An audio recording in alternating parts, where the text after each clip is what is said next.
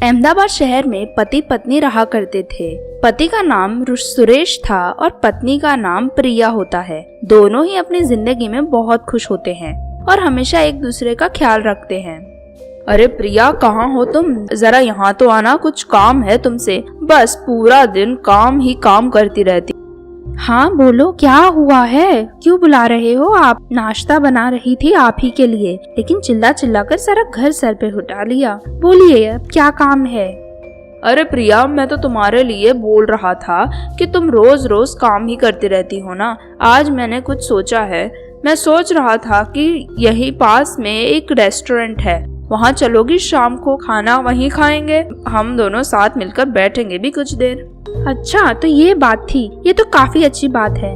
मैं भी रोज रोज थक चुकी हूँ घर में खाना बना बना के। अच्छा है, साथ में चलेंगे। सच में मुझे बहुत अच्छा लगा। ठीक है, मैं रेडी हो जाऊंगी शाम के लिए। आप भी थोड़ा जल्दी आ जाना, नहीं तो रोज की तरह लेट आओगे, फिर लॉकडाउन की वजह से कहीं जाने नहीं मिलेगा। अरे हाँ, अच्छा हुआ तुमने मुझे लॉकडाउन का याद दिला दिया, नहीं तो मैं अपने रोज के टाइम पर ही आने वाला था। ये तुमने काफी अच्छा किया, नहीं तो हमें प्लान कैंसिल करना पड़ता। ठीक है, अब जाओ। वैसे भी आपका टाइम हो गया ऑफिस जाने का। अब सारा टाइम यही वेस्ट कर दोगे तो ऑफिस कब जाओगे? जल्दी जाओ, चलो। तो क्या हुआ, अपनी वाइफ से ही तो बात कर रहा हूँ, किसी और से थोड़ी कर रहा हूँ। और देर हो जाएगी तो हो जाने दो, पर मैं तो टाइम से जाऊंगा, चिंता मत करो। अब चलो, जाता हूँ मैं, बाय। सुरेश अपने काम से चला जाता है। प्रिया भी घर के कामों में लग जाती है। वहीं दूसरी ओर उनके पड़ोस में एक फैमिली रहने आई हुई होती है, जिसमें टीना नाम की एक लड़की होती है और टीना के साथ उसकी माँ भी रहती है। टीना बहुत ही चालाक होती है और हमेशा कुछ न कुछ चालबाजी चलती रहती है। उसकी माँ भी उसके जैसी ही होती है। दोनों माँ बेटी एक ही जैसी होती हैं। अरे माँ, हमने ये घर ले तो लिया अपने चाचा को कोर्ट के चक्कर कटवा के, पर अब क्या करेंगे? हमारे पास ना जॉब है, ना ही कहीं जॉब मिलेगी। ऐसा काम हमने किया है, कोरोना की वजह से हमें घर में ही बैठना पड़ेगा। अब क्या करें? हाँ बेटी, ये तो तूने सही कहा। अब हमें कुछ तिगड़म तगड़म लगानी ही पड़ेगी। घर के साथ साथ हमारी लाइफ भी पटरी पर आ जाए। लेकिन अब इस नए शहर में कोई बकरा कैसे मिलेगा, वो भी इतनी जल्दी? और हमें जो भी करना है जल्दी ही करना होगा, नहीं तो हमारा क्या होगा ये सोच तू बेटा। मेरी नजर में एक बकरा है, पर इस बार थोड़ा संभल के करना होगा जो भी करें। अगर बकरा फंसा नहीं तो हम फिर से रोड पर आ जाएंगे पहले की तरह। तूने जो सोचा होगा सही ही सोचा होगा मेरी बच्ची। तो बता, मुझे क्या चाल चलनी है? जो तेरे मन में जो भी चल रहा है जल्दी बता मुझे भी अच्छे से। माँ, यहाँ बगल वाले घर में एक पति पत्नी रहते हैं, काफी अमीर है। मैंने सुना है कि पति की अच्छी सैलरी है, तो मैं उनका ही कुछ करने का सोच रही हूँ। बस बेटा, तू बताती जा।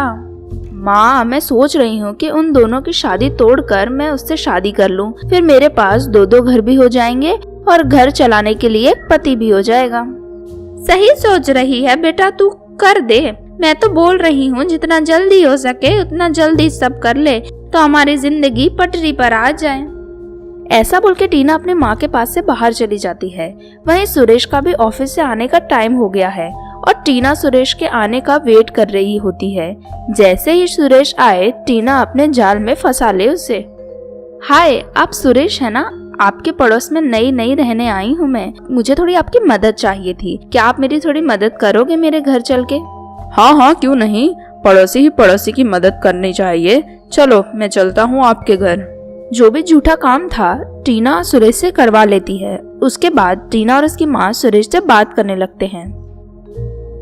वैसे बेटा, तुम्हें मेरी बेटी कैसी लगी? क्योंकि तुम भी बहुत सुंदर हो और मैं भी अपनी बेटी के लिए लड़के देख रही हूँ, पर कोई मिल ही नहीं रहा अच्छा सा, इसलिए पूछ रही थी। आंटी, टीना अच्छी है, लेकिन मैं शादीशुदा हूँ, मेरी पत्नी है, हम दोनों काफी खुश हैं और मैं तो शादी नहीं कर सकता हूँ ना। आप अपनी बेटी के लिए कोई और लड़का ढूंढ लो। पहली बात, मुझे आंटी नहीं मम्मी बोलो। वैसे भी मैं तुम्हारी मम्मी जैसी हूँ ना, और मैंने तुम्हारी बीवी को देखा है, वही है ना जो साड़ी पहनकर पूरे दिन घूमती है और घर के सारे काम करती रहती है। तुम्हें शर्म नहीं आती उससे? नहीं, मुझे उससे शर्म नहीं आती है। वैसे भी हम खुश हैं साथ में और मुझे अभी उसे बाहर लेके जाना है, तो मैं जाता हूँ अब। ठीक है ना माँ, जब इनको शर्म नहीं आती है तो हमें क्या करना है। हम तो इनकी भलाई के लिए ही बता रहे थे, पर आजकल तो भलाई का जमाना ही नहीं रहा है। ये सब बातें सुन के सुरेश वहाँ से चला जाता है, पर अब उसके दिमाग में टीना और उसकी माँ की बातें चलती रहती हैं। इससे सुरेश और प्रिया के रिश्ते भी खराब होने लगते हैं। तुम क्या ये हमेशा साड़ी ही पहनती रहती हो? बिल्कुल बहन जी लगती हो। तुम्हें पता है मुझे तुम्हें अपनी बीवी बुलाने में शर्म आती है, इसलिए अब से तुम कहीं मत जाना मेरे साथ। अरे ये क्या बोल रहे हो आप? आपको तो कभी भी मुझसे शर्म नहीं आती थी, आज तक तो कुछ शर्म नहीं आती थी, अब अचानक से मुझसे शर्म कैसे आने लगी आपको? तुम हो ही मनुष्य, ये बात मैं समझ ही नहीं पाया था, पर अब मैं समझ गया हूँ और तुम्हारे साथ मुझे घुटन भी होती है। पता नहीं चलता क्या करूँ मैं तुमसे अपनी जिंदगी से पीछा छुड़ाने के लिए। मुझसे पीछा छुड़ाना है? मुझसे? मैं तुम्हारे साथ 5 साल से हूँ और आज तुम अचानक से मुझ में कमी निकालने लगे, मुझसे पीछा छुड़ाने का सोच रहे हो? ऐसे ही बातें और बहस चलती रहती हैं उन दोनों के बीच में। सुरेश गुस्से में घर से बाहर चला जाता है। थोड़ी देर बाद वो वापस घर आता है। सुरेश के साथ अब टीना और उसकी माँ भी होती हैं। देखो प्रिया, तुम बहुत अच्छी हो, पर तुम बहन जी हो और मैं आजकल के जमाने की लड़की हूँ। तब सुरेश और मैं शादी कर रहे हैं और तुम ये घर छोड़कर यहाँ से चुपचाप चली जाओ हमेशा हमेशा के लिए। क्या तुमसे शादी? और तुम हो कौन? और मेरे पति पर तुम अपना हक क्यों जमा रही हो? मैंने तो तुम्हें आज से पहले देखा भी नहीं है और आज अचानक से आके मुझे मेरे ही घर से निकालने का बोल रही हो। इतनी बदतमीजी करने की तुम्हारी हिम्मत कैसे हुई? ए लड़की, तुझे मेरी बेटी ने अच्छे से कुछ बोला समझ नहीं पड़ी तुझे? मेरी बेटी टीना की बात अब तू अच्छे से समझ और इस घर से निकलती जा चल, नहीं तो तुझे यहाँ से धक्के मार के निकालना पड़ेगा।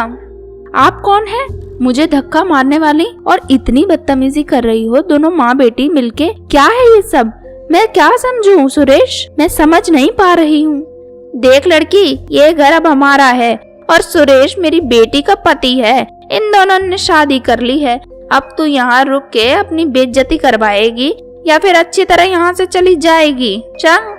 सुरेश, ये दोनों जन क्या बोल रही हैं? तुम ऐसा कैसे कर सकते हो मेरे साथ? इतनी नफरत हो गई तुम्हें मेरे लिए कि मेरे लिए तुम सौतन ले आए। मैंने ऐसा क्या किया है? मैं पहले ही बता चुका हूँ, तुम शर्मिंदा करती हो इसलिए ये शादी कर ली। अब तुम यहाँ से चली जाओ। बेचारी प्रिया अपने ऊपर हुआ अत्याचार चुपचाप सहन कर गई। आखिर करती भी क्या, उसके पास कुछ और ऑप्शन भी नहीं था। बेचारी चुपचाप अपने पति को छोड़कर वहाँ से चली गई। उसके बाद सुरेश, टीना और उसकी माँ खुशी खुशी रहने लगते हैं।